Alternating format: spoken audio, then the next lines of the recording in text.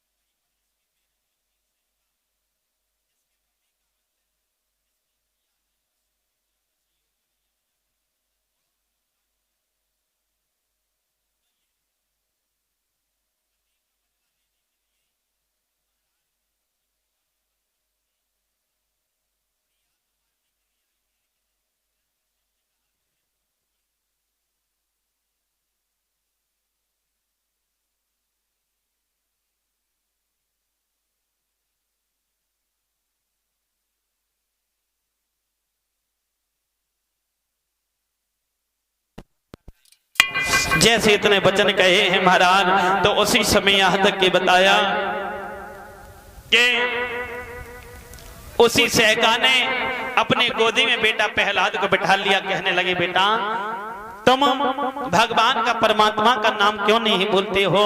देखो भतीजे पे बुआ का कितना प्रेम होता है। तो एकदम से कहने लगे, सुनो बुआ, जाने चाचा को मारो है वो तो बबुला खासे हमारो है, जाने फूफा को मारो है वो तो भैया खास तुम्हारो है। जिसने स्वयं फूफा को मारा है वो तो तुम्हारा भैया सगा है। आज जैसे इतने वचन कहे हैं तो उसी समय भैया बताया है कि एकदम से आग बबूला हो गई। और आग बबूला होने के बाद में जो शीतला चीर था वो ओढ़ करके बैठे, जैसे अग्नि प्रवेश की। भगवान का ध्यान किया बेटा प्रहलाद ने, ऐसी कृपा हुई कि एक हवा का झोंका आया, वह शीतला चीर उड़ करके बेटा प्रहलाद के शरीर में चिपक गया और वो सहका जो थी जल करके वहीं पर राख हो जाती है। बोलिए गोविंद भगवान के।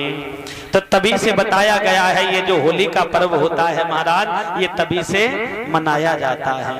और जो देखो परीक्षित महाराज जी, जो राक्षस प्रकृति के होते हैं, मतलब सहका हिरण्यकश्यप के परिवार के होते हैं, वो कौन सी होली खेलते हैं? कीचड़ धूल मिट्टी की है। और जो भगवान के परिवार के होते हैं वो खेलते हैं होली किसकी? गुलाल और रंग की है। तो यहाँ पे तो ना खेलता है कोई, तो ठीक है, तो सभी भगवान के परिवार के हैं। हाँ, तभी से ये होली का पर्व मनाया जाता है भैया। इधर जब जलकर के राख हुई है तो उसी समय बेटा प्रहलाद फिर पिताजी के पास पहुंचे। कहा, पिताजी राम राम। देखा तो कहने लगे, ये दुष्ट ऐसे नहीं बचेगा।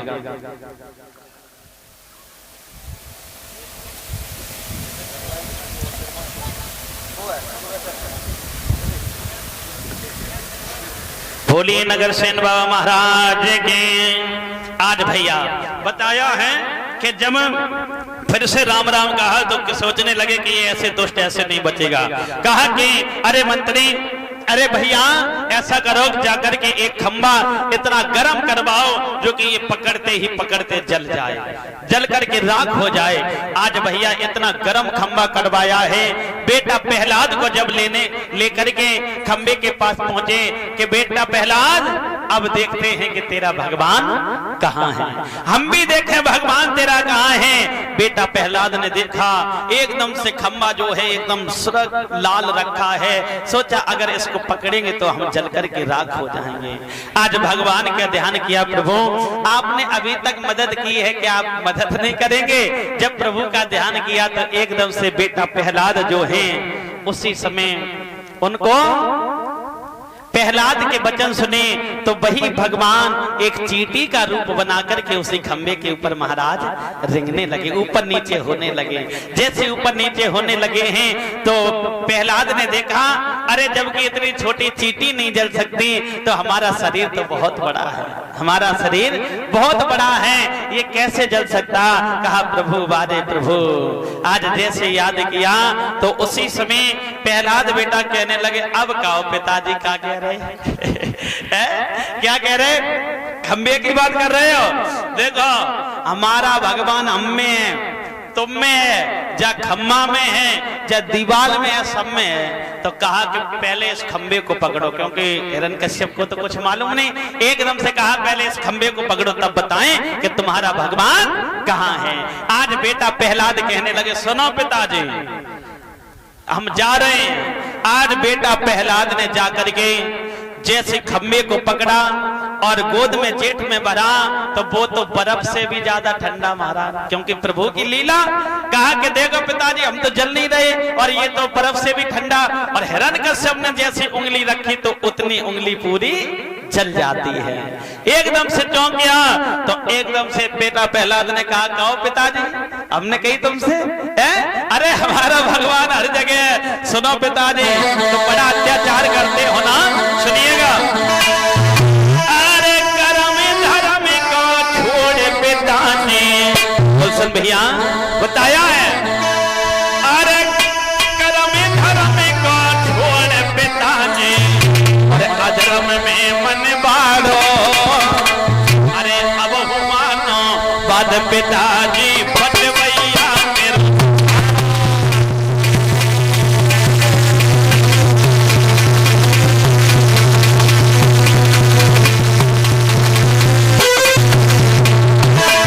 चलो पिताजी आप भगवान की बात कर रहे हो, वो हम में है, तुम में है, सब में है, सुनिएगा।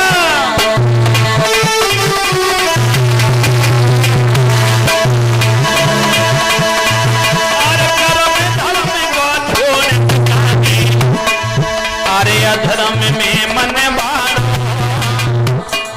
अरे अब हो मानो बाद पिताजी बचवैया मेरे।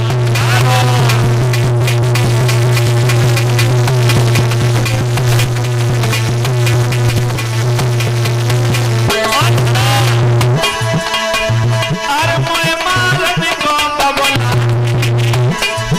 अरे मोए मारन को बबला, अरे समुद्र में फेंकवायो, अरे काला कोठरी में बंद कियो, दिन में खोप नहीं खायो।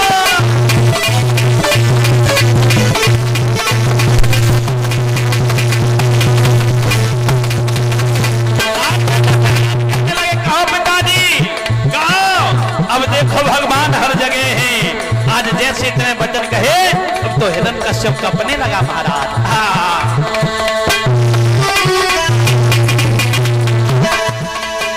अरे धर धर कांपे अंग तुझ,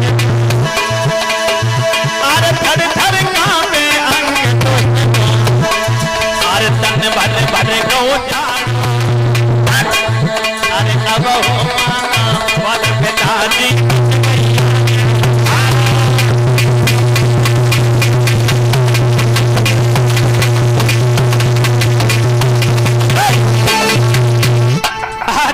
जैसे इतने वचन कहे तो उसी समय कहने लगे पिताजी, अरे भगवान हम भी